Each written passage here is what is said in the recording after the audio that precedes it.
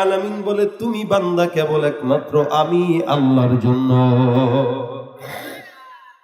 ভাইরা আমার, সমস্ত দুনিয়ার জমিনে যা যা কিছু আছে সব কিছু আল্লাহ পাক রব্বুল আলামিন বানায় বান্দার কল্যাণের জন্য, বান্দার সেবার জন্য। একটা মহিষ, একটা গরু যতই শক্তিশালী হোক, আপনার মতো আমার মতো সাড়ে 3 হাত বডির মানুষ যেটাই বলি সেটাই শুনে। আল্লাহ পাক যদি গরুর শক্তি গরুকে দেখাইতে দিত, তাহলে আমরা কোনোদিন কোনো গরুর সঙ্গে শক্তি দিয়া পারতাম না, কোনো সিংহর সঙ্গে পারতাম না, ঘোড়ার সঙ্গে পারতাম না। আল্লাহ বলে তোমাকে যদিও আমি আল্লাহ দুর্বল বানাইলাম, কিন্তু তোমার উপরে আমি আল্লাহ পাক ওই সবলদেরকে তোমার জন্য গোলাম বানায় দিয়া তাদের উপরে তুমি দুর্বলের কর্তৃত্ব ঘটায় দিলাম। এ মুসলমান, আমরা যখন বাচ্চা দুনিয়ার জমিনে পয়দা করি, এই বাচ্চাটা যখন আসে দুর্বল না সবল? দুর্বল। কিন্তু মনে রাখেন, একটা বাচ্চা কতগুলো বাপ মাকে যেইভাবে 24টা ঘন্টা অশান্তি দেয়, বাপ মাকে জ্বালায়। রাত্রিবেলা ঘুমাইছেন, প্রস্রাব করে দিল, শীতের ভিতরে গাটা ভিজায় দিয়া শেষ। আরে বাপ মার দিলের ভিতরে যদি রব্বুল আলামিন দয়া না দিত, ওই বাচ্চা কোনোদিন বেঁচে থাকতে পারতো না।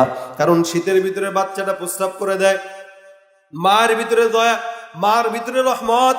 মা কিন্তু এই চিন্তা করে না সন্তানটাকে অন্য কোনো জায়গায় রেখে আমি আরামে ঘুম দেই, বরং সন্তান যদি একটু কান্নাকাটি করে মার ঘুম হারাম হয়ে যায়।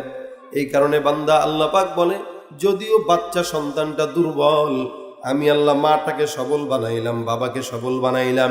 এই দুর্বলের উপরে সবল বাপ মার মহাব্বতটাও আমি আল্লাহ গালেব করে দিলাম।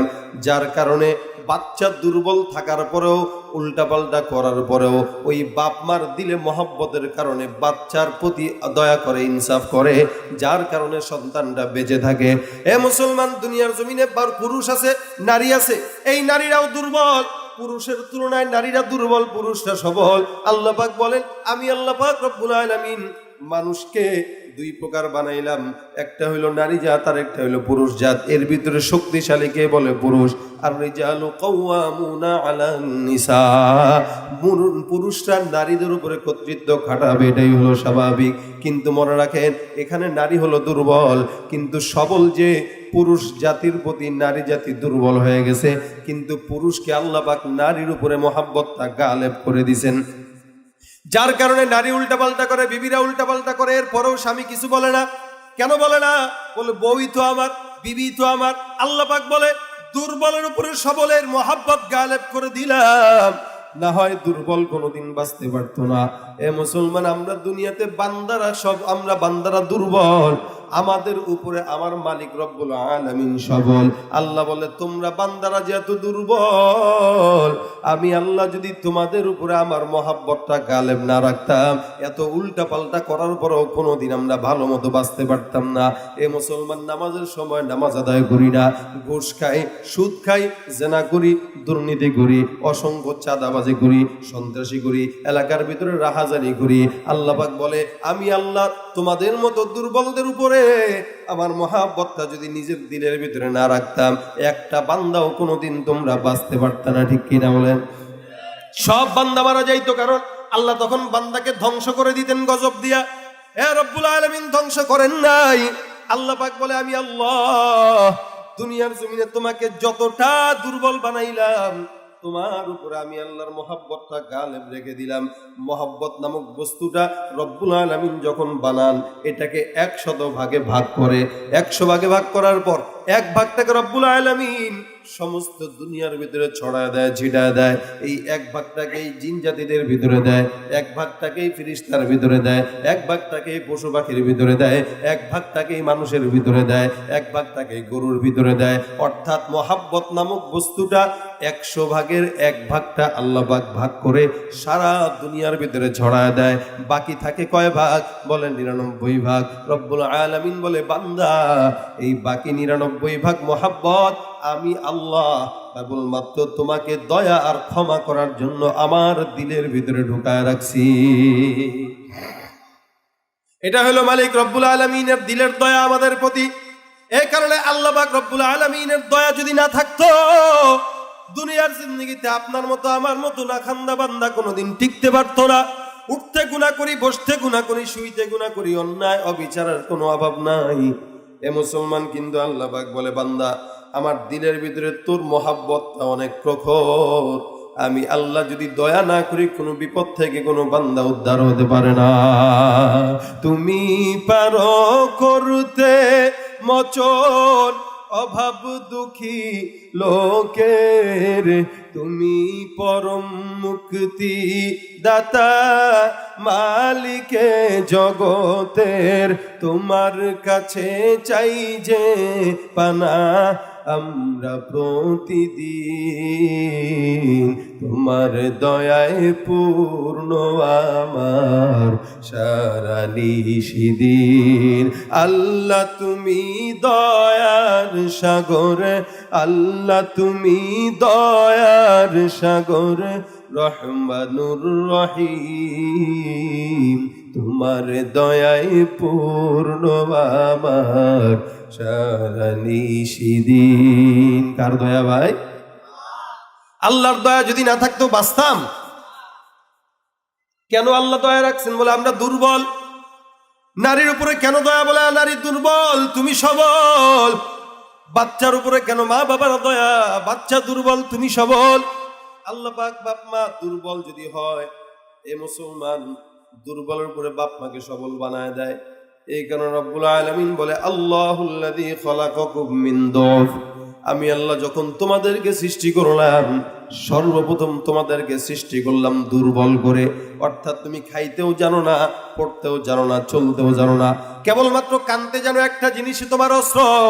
তুমি কানতে জানো, আর কিছু বলতে পারো না।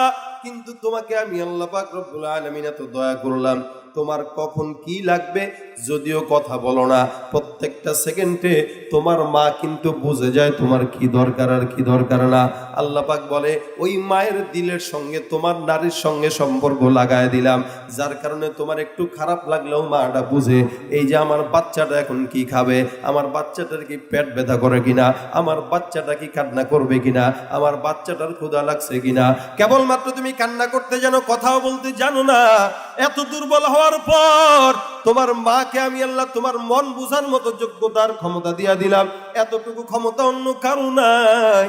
দুনিয়ার জিন্দেগিতে আমি আল্লাহ পাক কত দয়া করে তোমাকে আমি আল্লাহ দুনিয়াতে পাঠাইলাম। এ মুসলমান, আল্লাহ পাক রব্বুল আলামিন বলে, তখন তোমার কেউ ছিল না, একমাত্র দুর্বল ছিলা।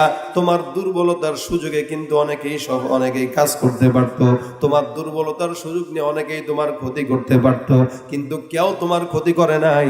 কারণ প্রত্যেকটা মানুষ তোমার প্রতি মহাব্বত দিলের ভিতরে পুষে রাখছে। একটা বাচ্চাকে আদর করা, এটা আমার রসুলের সুন্নত, আমি বলে দিলাম। রসুল বলেন, কেউ যদি কোনো বাচ্চাকে আদর না করে, স্নেহ না করে, সে আমার উম্মত না।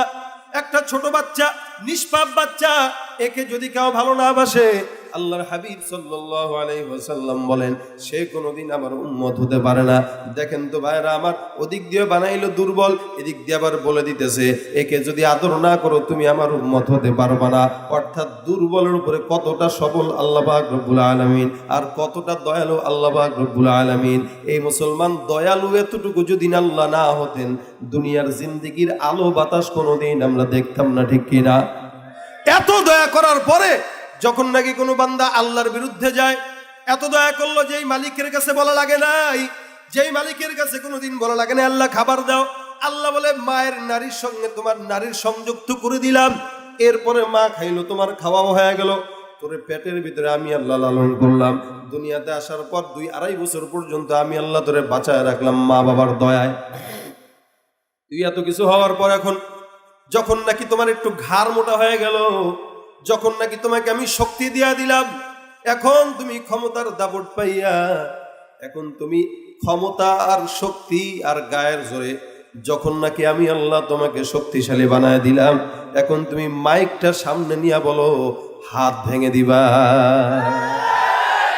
এত সোজা না।